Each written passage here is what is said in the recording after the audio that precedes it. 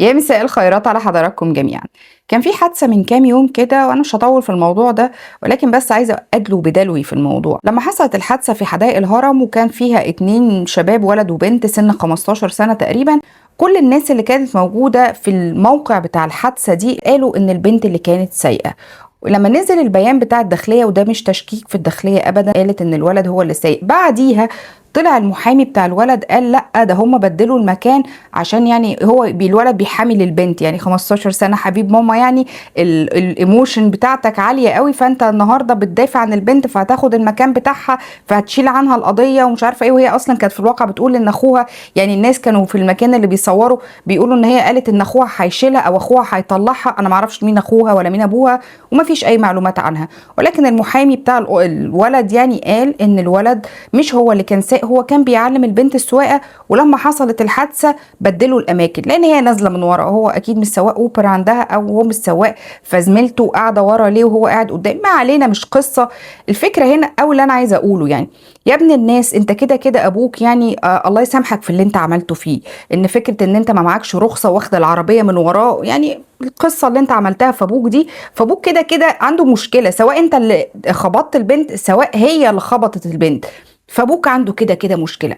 فلو انت يا ابن الناس مش اللي كنت سايق العربيه، فما تعملش فيها عنتر فجله وعنتر شايل سيفه وتقول انا اشيل القضيه عن زميلتي والكلام ده كله وتعترف. وخصوصا ان المحامي قال ان الولد غير اقواله 3 مرات، مره يقول انا اللي سايق، مره ما يقول مش عارفه ايه. النيابه العامه طلعت بيان دلوقتي، النيابه العامه تأمر بحبس 3 متهمين في الواقعه المعروفه اعلاميا بواقعه وفاه بائعه الشاي بحدائق الاهرام. تلقت النيابه العامه اخطارا بوقوع حادث تصادم بمنطقه حدائق الاهرام اسفر عن وفاه احدى السيدات واصابه اخرى، حال وجودهما بمحل عملهما بعربة شاي بمكان الواقعة. وعلى الفور باشرت النيابة العامة تحقيقاتها، فانتقلت إلى محل الحادث لإجراء المعاينة اللازمة، كما فحصت كاميرات المراقبة المحيطة بمسرح الواقعة واستمعت إلى أقوال المجني عليها المصابة فضلا عن 5 من شهود الواقعة للوقوف على كيفية وقوع الحادث وملابساته، حيث شاهدوا بأن المتهمة الثانية هي من كانت تقود السيارة. في ناس كتير بيقولوا ان انتوا سبتوا اللي ماتت وماسكين في مين اللي عمل العمله. ما هو اللي مات الله يرحمه، اللي مات الله يرحمه، فحقه يجيله من المذنب. ما هو احنا ما نقدرش نعمل حاجه للي الله يرحمها، يعني هنعمل ايه؟ يعني حقيقي هنعمل ايه؟ اقصى ما ممكن يتعمل ان لو هي العائل الوحيد لاسرتها، لان هي كانت بتساعد اسرتها طبقا لزميلتها اللي كانت على العربيه معاها اللي بيشتغلوا مع بعض، يعني ان هي كانت بتساعد اهلها. بعد كده برضو من ضمن الكلام المتضارب يعني ان خالها قال لا دي كانت رايحه تشرب قهوه، او ان هي زبونه اصلا، العلم عند الله. فاقصى ما ممكن يتعمل للمرحومه لو كانت هي بتساعد اهلها في حاجه او هي عائل لاهلها، انه ممكن حد يساعدها، التضامن يساعد اهلها، ده اللي ممكن نعمله. لكن هي توفاها الله خلاص، فنتكلم في المذنب، لان يعني حرام يعني حقها يجي من حد مش هو اذنب. هو الولد غلطان ومش عايزين نتكلم في ربايه اهله ليه وان انت لبست اهلك في حيطه لا، بس البنت ما تطلعش منها كده، ما ينفعش البنت تطلع منها كده. المهم امبارح كنا بنتكلم على او من اول امبارح كمان كنا بنتكلم على البجاحه والتناحه، وان بيعيش البجح على قفا المكسوف وكل الحاجات العظيمه دي.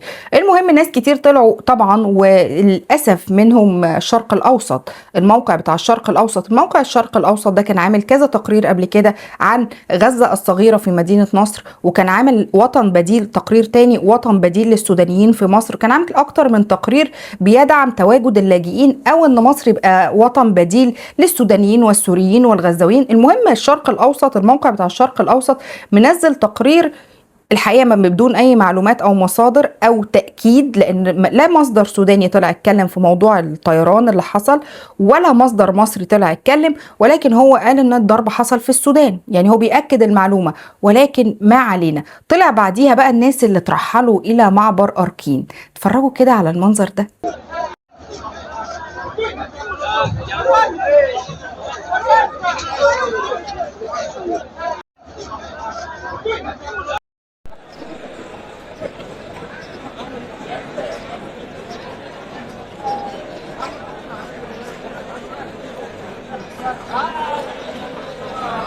تضارب في الأعداد وما يزيد عن 2500 ومرشح للزيادة من المعدنين فقط اللي في داخل مصر، معدنين فقط اللي داخل مصر لما وصلوا المعبر أرقين زي ما حضراتكم شفتوا، ولا أرجين زي ما هم بيقولوا أي ما يكون اسمه يعني، لما وصلوا للمعبر حصل نوع من أنواع التكدس. هم إيه ده؟ السلطات المصرية تواصلت مع السلطات السودانية إن في معدنين غير شرعيين موجودين في مصر هيترحلوا، وبالفعل شحنوهم، حطوهم في أتوبيسات وعربيات ودخلوهم على أسوان، على السودان. من كتر الأعداد النهارده هم بيطالبوا المنظمات والحقوهم، محتاجين أكل ومحتاجين شرب. ما هو بص حضراتكم، اللي دخلوا على هناك المعدنين دول قبل بقى ما يخشوا وينتشروا في السودان والكلام ده كله هياخدوا وقت اصلا على ما يشوفوا بقى انت جاي منين وانت رايح فين وانت الحاجات العظيمه اللي بتحصل دي.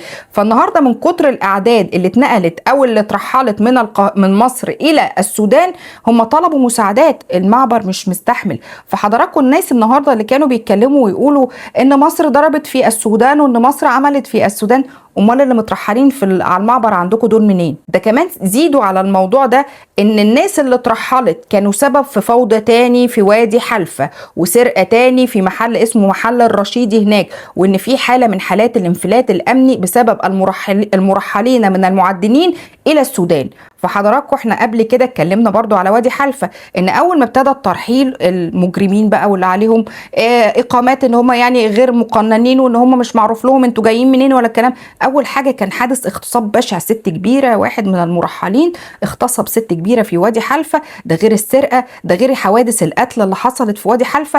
نفس الموضوع يتكرر مجرد بس ما مصر رحلت لهم المعدنين الغير شرعيين اللي دخلوا اللي كانوا موجودين عندنا في مصر، رجعناهم لهم تاني. فاظن حضراتكم الاعداد اللي متشافه دي وكل العربيات دي اكبر دليل على ان اللي كانوا عندنا ما هماش الورد اللي فتح في جناين السودان. ما كنتوش بعتين لنا خير الشباب السودان، ما كنتوش بعتين لنا طلبة طب وهندسة وخيرة علماء الذرة اللي في السودان، انتوا بعتين لنا منقبين قوي، يعني مش بعتين لنا اللي داخلين لنا تهريب، منقبين غير شرعيين ونيلة منيلة بنيلة، ومجرد ما دخلوا تاني خرجوا السودان.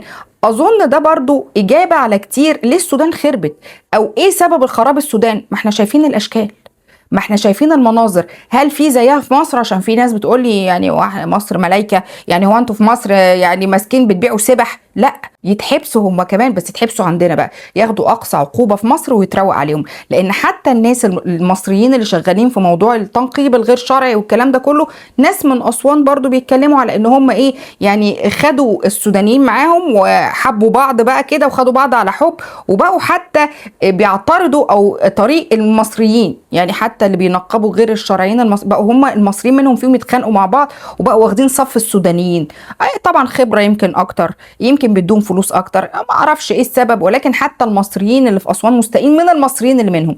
طبعا في ناس قال لك الرشايده، القبيله القبايل بقى هناك الرشايده ده هم اللي قتلوا الضابط. مش قصتنا خالص، الجيش بيتعامل، واديكوا شايفين البلا الاسود اللي احنا باعتينه لكم، احنا ما كناش مطالبين نستحمله. طبعا الاعداد ان مرجح ان الاعداد اللي وصل النهارده امبارح الجمعه 2500، مرجح ان يوم السبت يوصل لهم 2500 زيهم النهارده، يعني ان هم يوصل لهم زيهم. فيعني نتمنى لكم رحله سعيده وسودة على دماغكم ان شاء الله، وربنا يحفظ الجيش المصري. نقطة تانية مهمة وكان بحث في فرنسا، الانتخابات الفرنسية لقوا ان حوالي 7.2 مليون من الناس اللي بتصوت في الانتخابات اصلهم من المهاجرين في فرنسا، وقد ايه بيأثروا على التصويت في الانتخابات. لم تعد الهجرة مجرد ملف اجتماعي أو أمني في فرنسا، إذ كشفت دراسة جديدة للمعهد الوطني الفرنسي للدراسات الديموغرافية عن تحول ديموغرافي واسع بدأ يترك أثره المباشر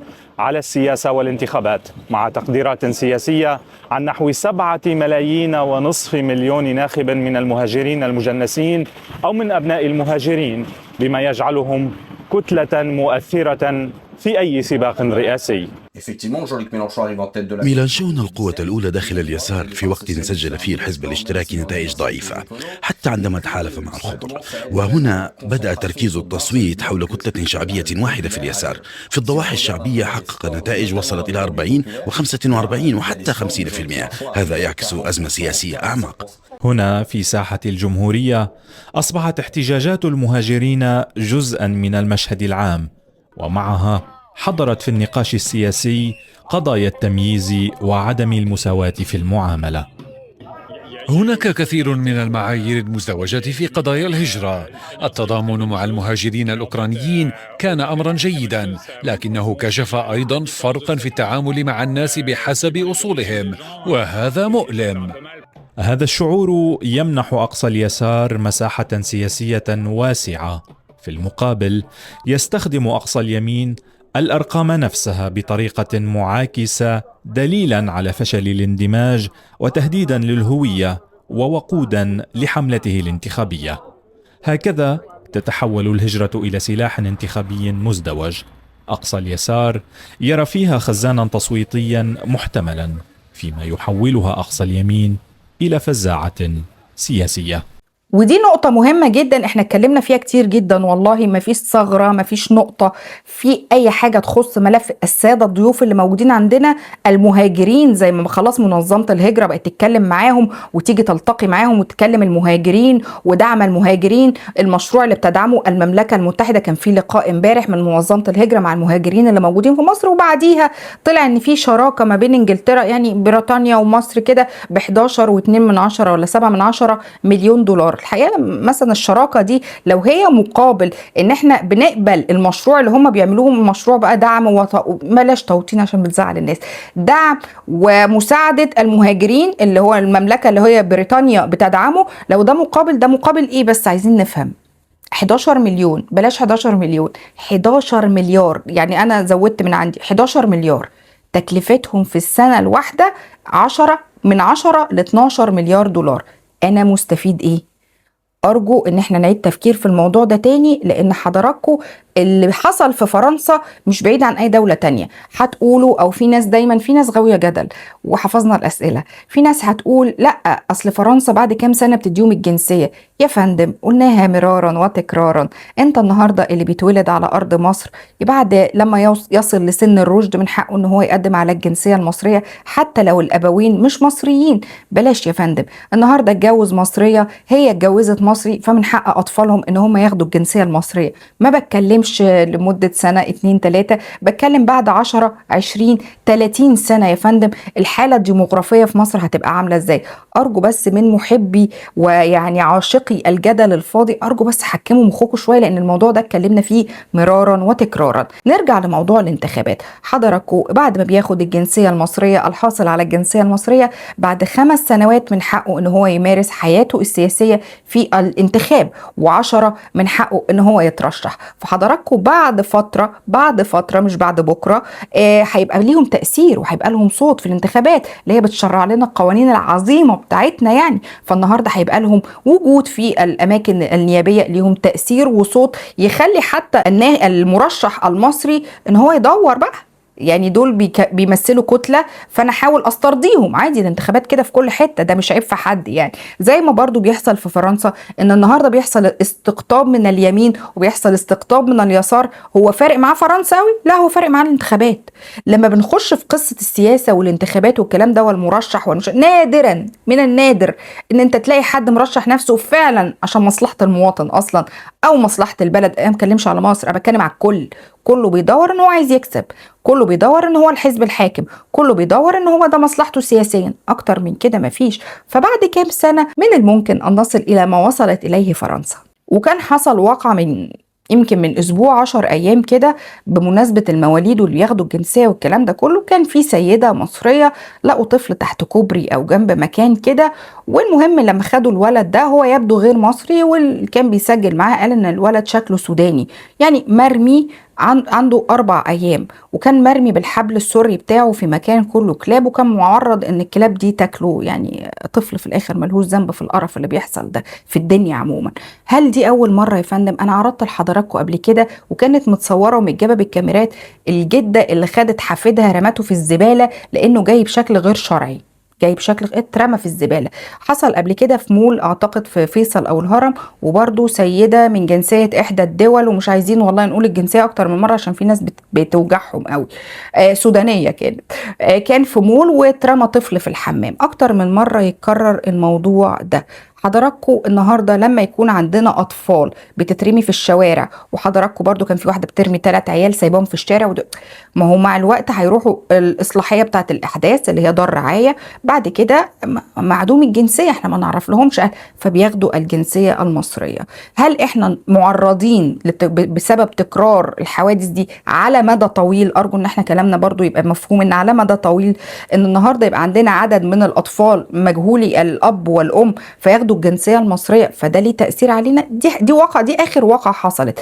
اللي زود على الواقعه دي بقى النهارده لما طلعت واحده جنوب سودانيه بتقول الشماليين بيعملوا كده عادي، وليها برضو اسبابها اللي هما بيتكلموا عليها مش اللي احنا بنتكلم عليها.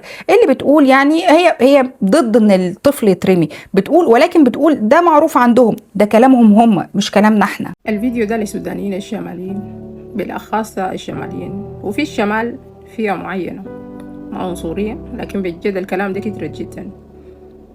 قاعد احضر لي في فيديو جنة سودانية رموه في الشارع جنب كوبري، قالوا واحدة مصرية لقت الجنة دي، رفعت الجنة ده، جنة مولود تقريبا عنده 4 أيام، رموه في الشارع عريان. يعني أنا داير أفهم سودانيين الشماليين، انتوا ليه بتعملوا كمية adultery وبرضو بتجوا يعني بترتكبوا جريمتين؟ اوكي، بتمشوا تعملوا adultery وحاجة تاني بتنجبوا جنة تقوموا ترموه في الشارع في كوشة whatever. ليه انتوا قاعدين تعملوا كده؟ أنا عايزة أعرف انتوا انتوا قاعدين تخافوا من البشر أكتر من ربنا، تمام؟ وانت الأم اللي بتعمل كده بيجيك من وين القلب تعمل الحاجة ده؟ لقوه في الشارع بالحبل السري في الشنطة دي. بقاله معاك قد ايه كده؟ كده بتاع شهر ونص مثلا. يعني الولد كده عمره شهر ونص. تمام. يعني الدكتور اللي كشف عليه قال لنا كده تقريبا هو مولود يوم 25/4 حاجة زي كده. تمام. هو الولد ده شكله سوداني مش مصري؟ هو طفل في الأول.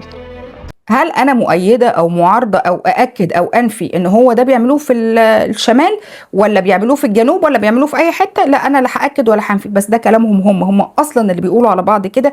ولكن عندنا اكتر من واقعه بتقول ان ده بالفعل بيحصل. هل النهارده برضه نفس السؤال العظيم، هل ده مثلا مش ممكن يحصل من المصريين؟ ايوه يا فندم ممكن يحصل من المصريين، لان احنا برضه مش ملايكه، ولكن احنا الا يكفينا الفساد او انعدام الاخلاق عند بعض المصريين فبنجيب منتخبات من بره من الحراميه ومنعدم الاخلاق والفاسدين وبتوع المخدرات، زي برضو ال7 فلسطينيين اللي اتمسكوا بتهريب مخدرات برضو من كام يوم. يعني هل النهارده احنا مش مكتفيين باللي عندنا فبنجيب من بره؟ احنا يا فندم معترفين ان فينا ناس فاسده، احنا معترفين ان احنا فينا حراميه وبيعملوا كل حاجه والله زينا زي اي بلد في العالم، بس احنا مش ناقصين كمان نجيب المنتخبات من بره.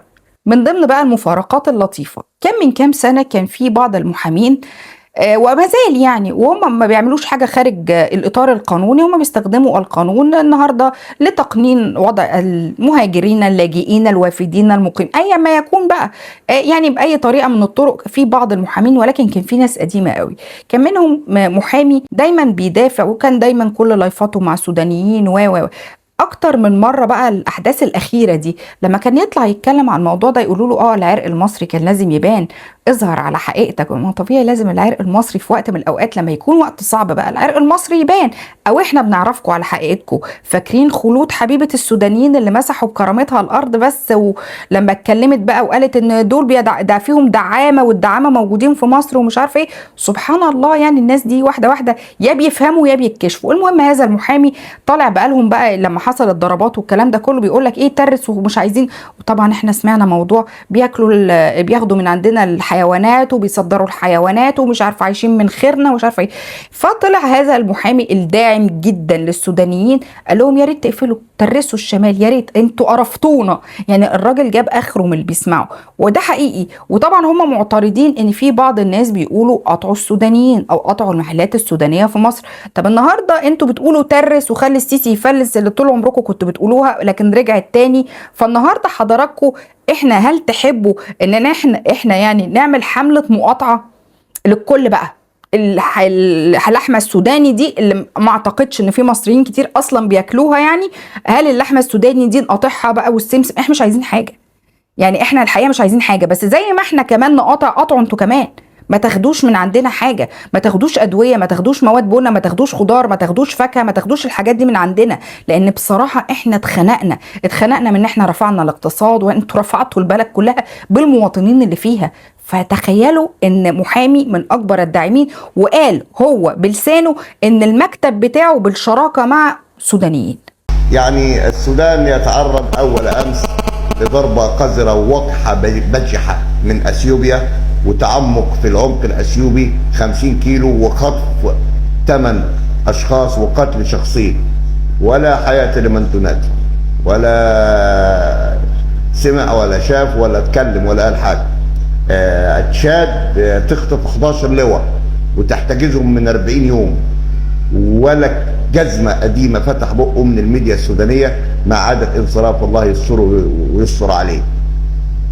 نفس الوقت يجي واحد ابن متخلفة يطلع يقول لك ترس خلي السيسي يفلس، ما تبعتوش حاجة لمصر. يا أخي تصدق بالله، أبوس رجل أهل اللي جاب أمك ما تبعتش حاجة.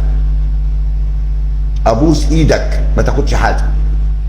أبوس إيدك ما تبعتليش حباية سلسل ولا حبايه فول سوداني، ولا تبعت اي حاجه خالص. مش عايز منك اي حاجه خالص، والمقابل ما تاخدش حاجه، لا تبعت ولا تاخد. اكفي الميتين الحدود بالضبه والمفتاح خالص نهائيا. انا عايزك تكفلها غرب وشمال وجنوب، اكفي الميتين امها. انا مش عايز منك حاجه خالص. وقف. لو كنت انت بتورد لي غلط مش عايز، ذره مش عايزها. شوف انت بتورد لي ايه وبطل تورد، ما توردش حاجه اصلا، انا مش عايز. حتى السودانيين اللي عايشين هنا انا مش عايزك تبعت لهم حاجه خالص. ايه رايك بقى؟ انا اتكفل بيهم اساسا، مش عايز منك حاجه. زعلان قوي وخيري رايح مصر بتسرب وهنبعت لكم، مش هنبعت لكم. يا عمي ما تبعتش، يا عم ما تبعتش، بس روح شوف مين بقى هيديك ادويه. شوف مين ده. انت ما عندكش ضماده جرح، ده انت ما عندكش حبايه مورفين، ده انت ما عندكش علبه لبن اطفال، ما عندكش حقنه انسولين. الماء المقطر بتاع غسيل الكلى مش عندك. انت ما عندكش مصنع ادويه واحد شغال. انتوا بتخسروا حتى الداعمين ليكوا من كتر تطاول الكثير. زي البيه اللي كان بيقول لي يا ربنا ينتقم ومش عارف وعند الله تجتمع. هو انتوا بتعبدوا دي يعني عندكم دين غير ديننا؟ يعني هل في دين جديد مثلا يعني بتعبدوه؟ ايه يا جماعه في ايه؟ هو احنا بس لو ربنا هينتقم منا وانتوا ربنا مش هينتقم منكم على اللي انتوا بتعملوه معانا؟ انتوا ناس غريبه جدا يعني. فتخيلوا ان حتى الناس اللي بتدعمكم قرفوا، زهقوا. انتوا مش متخيلين احنا الجيش المصري عندنا مكانته فين. فلما يبقى في شهداء مصريين على الحدود وتيجي تقول لي بتوع التعدين لا يولعوا يولعوا بجاز. يا ريت الطيران كان قضى عليهم كلهم، يعني مش بس يترحلوا، كان قضى عليهم كلهم ومعاهم المصريين اللي بيدعموهم. فارجو ان يبقى واضح قوي اللي بيسمع ان حتى اللي كانوا بيدعموا الساده الضيوف جابوا اخرهم منهم. واضحه؟ طب واصله؟ اتمنى انها تكون واصله ومفهومه، وان 11 مليون شراكه دي 11 مليون دولار دول صباح الخير كده، يعني ما يعملوش اي حاجه في اي حاجه وما يسووش اي حاجه في اي حاجه. واللي بيجوا يطمنوا على المهاجرين، وانا قلت لحضراتكم ان ده المصطلح اللي هيبقى مستخدم الفتره الجايه، مهاجرين وهجره. ربنا يتوب علينا بقى من الموضوع ده. المهم خلينا نقولها زي ما بنقولها دايما، ربنا يحفظ مصر وجيشها ويحفظكم ويساكم جميعا يا رب. أرضي وأنا حر فيها، ولا تلومن إلا أنفسكم.